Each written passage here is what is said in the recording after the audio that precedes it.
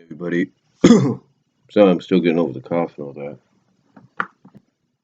Um, but last night I was kind of planning to watch Raw, but I trying to get over this cold. I ended up falling asleep, so that didn't help out too much.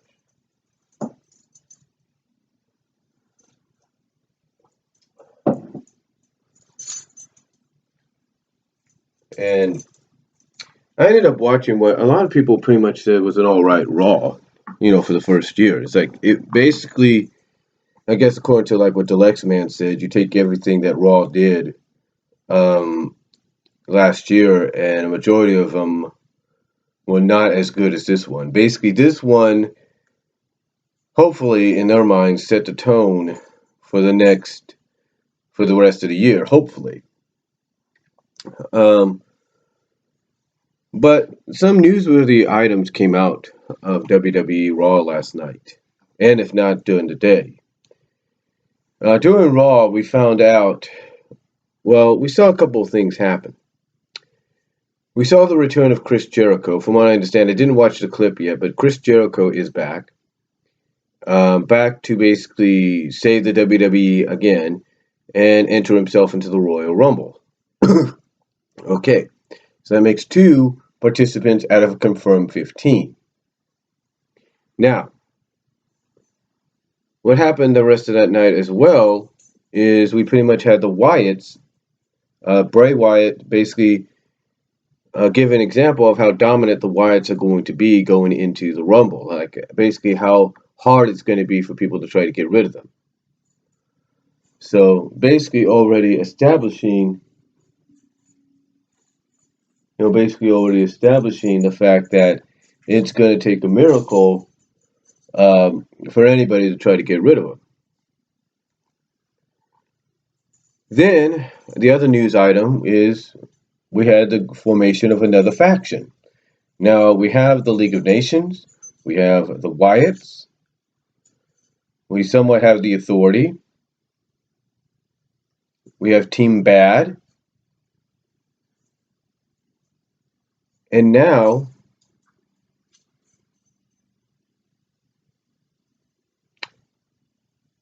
we have the Social Outcast, with the occasional regrouping of Team Extreme, Team ECW, and occasional regrouping of, I guess you could say, the Roman Empire of Roman, Dean, and the Usos.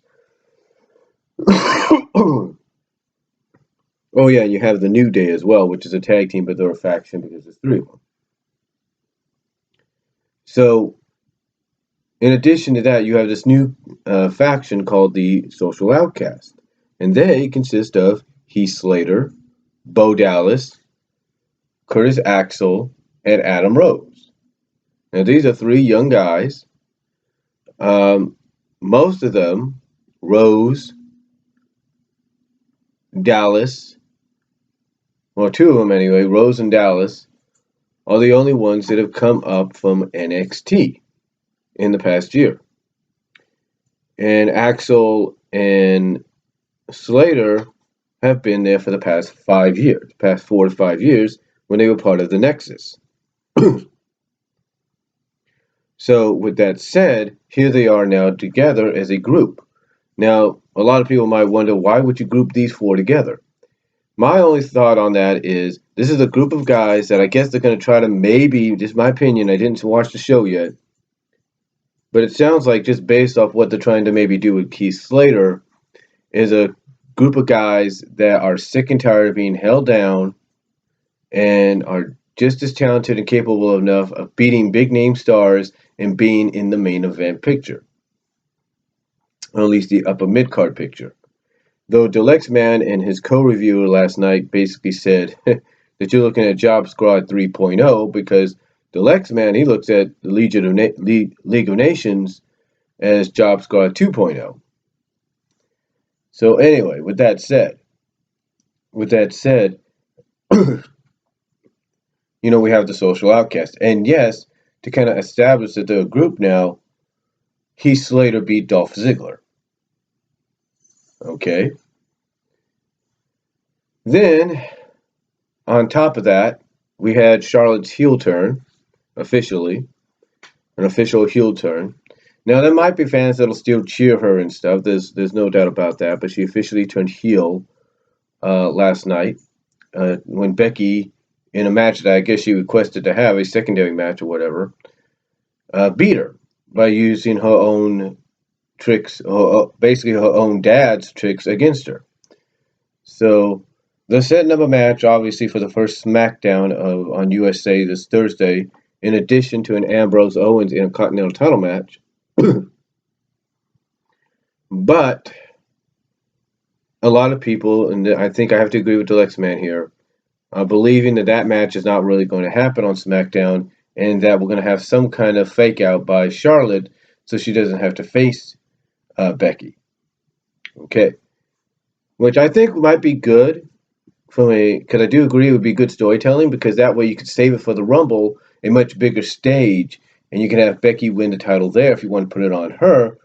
Because let's face it, out of the three you brought up, she's never won the NXT Women's title. So you bring her up to the main roster, you're essentially setting her up to be the breakout star of the three, essentially setting her up to be the, I guess you could say, well, not the leader of the group, but basically what she's described as, a fiery girl, basically someone that has that determination and stuff. You're setting her up to be the champion, so I wouldn't be surprised if they did give it to her at the Royal Rumble. I'm not saying they will, but I wouldn't be surprised. Because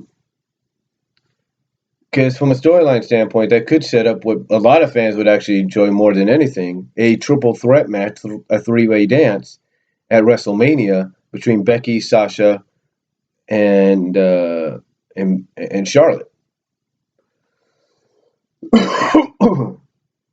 You can set up doing that, so that would be,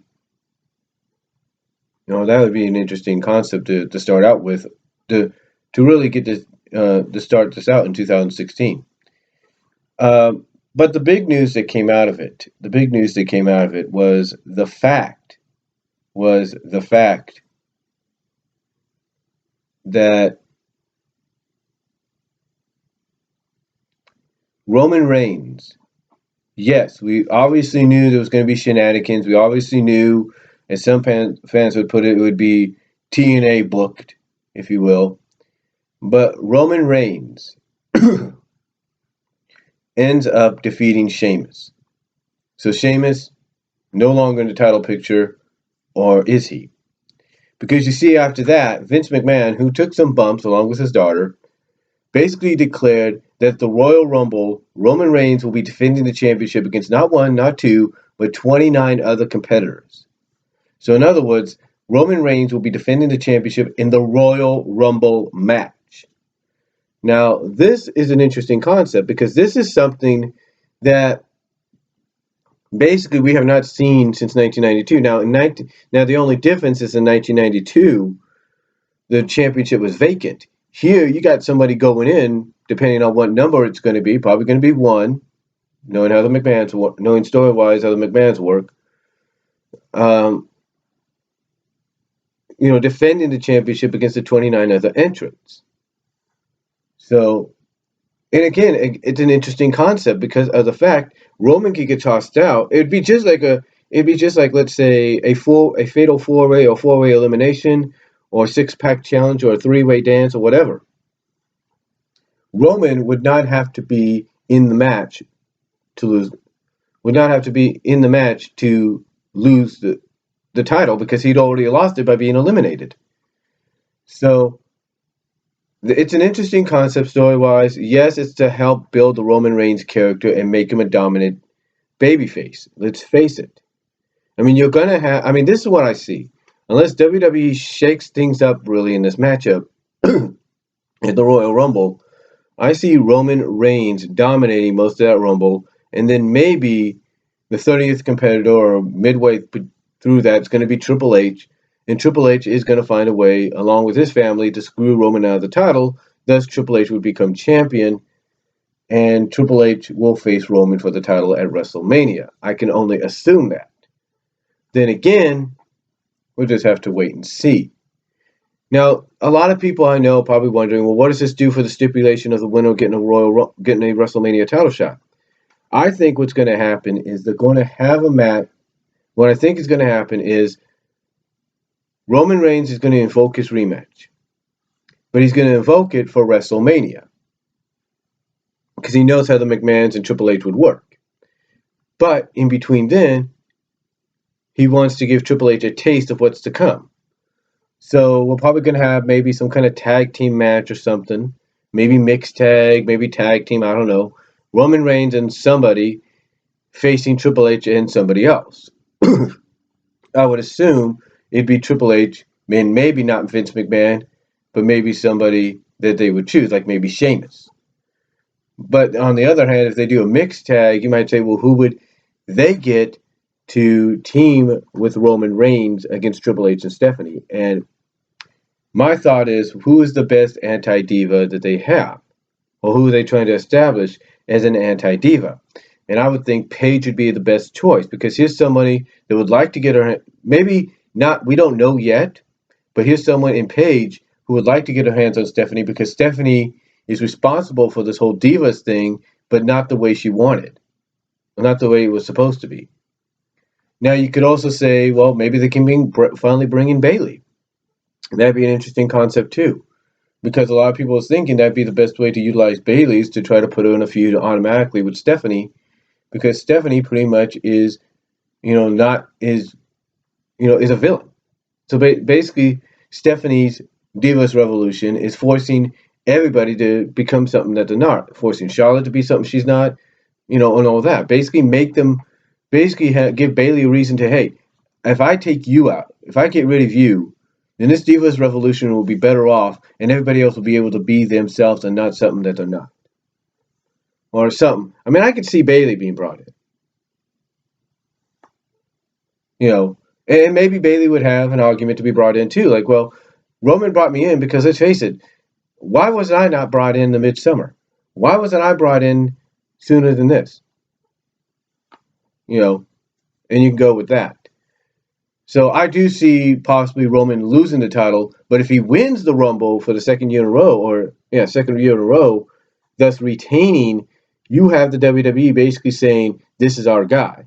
And that's what I think a lot of fans are afraid of, is the fact that they're going to use the Royal Rumble to not only allow Roman to dominate, but depending on what early position he comes in on, but also send the message that he is their guy. He is their guy, and there's nothing nobody can do about it. Nothing.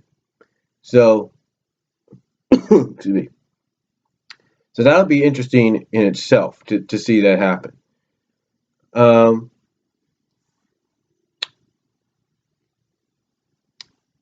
But yeah, it's going to be really intriguing to see what they do with this match and how they book it. But interesting concept, and pretty much will make you want to tune in because we pretty much know with Brock Lesnar coming back and the title being on the line in the Rumble match, that's going to be somebody that's going to enter as well. And a storyline perspective there is you're going to have the Authority now having to focus not only on getting Roman away from the title, but now having to get rid. Because this is what I see is going to happen. This is going to be a plan that'll either succeed or backfire. Because you're going to have three potential people that the storyline-wise, the Authority is not going to want the belt on. That's Roman, that's Brock, and you got Cena. So those are the three you got to look out for. And maybe even The Undertaker. Because I got a feeling he might be in this match as well, just to really show how important and big it is. So that's just what I think could happen. Storyline-wise, that this may either backfire or succeed for them in a storyline perspective. Now, besides that, the other news that came out of WWE, the report by Dave Meltzer from F4W Online, is that WWE has signed or is currently in the process of signing Doc Gallows, or in his case, re-signing him, Carl Anderson, Nakamura, and AJ Styles. You heard me right. Gallows, Anderson, Nakamura, AJ Styles. Now, this potentially could be a big deal for WWE if this rumor is true, this report is true. And it's kind of ironic because the Bullet Club at Wrestle Kingdom 10, from what I understand, did not have a good night. So basically now you're taking 3 of its main members away from New Japan, as well as the former New Japan Intercontinental Champion. So exactly where do they go from here? I don't know. But if this rumor is true, if this report is true, this is interesting timing because you could add these 4 into the Royal Rumble match as surprise entrants. Nobody would see it coming. And if you do that, that would put star power that you didn't think was possible to have into your Rumble. Because if you don't think those fans in Orlando, Florida are not going to know who Nakamura is, who AJ is, who Doc Gallows is, who Anderson is, you'd be dead wrong. And I think, in a sense, we should have saw this coming when they did that little documentary on WWE NXT, on WWE Network on Finn Balor, and they talked to some of these guys. So, hey, we might have the Bullet Club or some kind of formation of the Bullet Club show up in NXT and WWE. I think that's what a lot of fans would love to see. But I think if this report's true, I think this is a phenomenal signing, if you catch my drift, and be even bigger, even better if the surprise entrance in the Rumble this year. So, but that's just my thoughts on what happened on Raw from what I've heard. Let me know what you guys think down below. Comment if you like. And also those are also my thoughts on the possible signings. Again, let me know what you guys think down below. And I am out. I've got to get ready for work.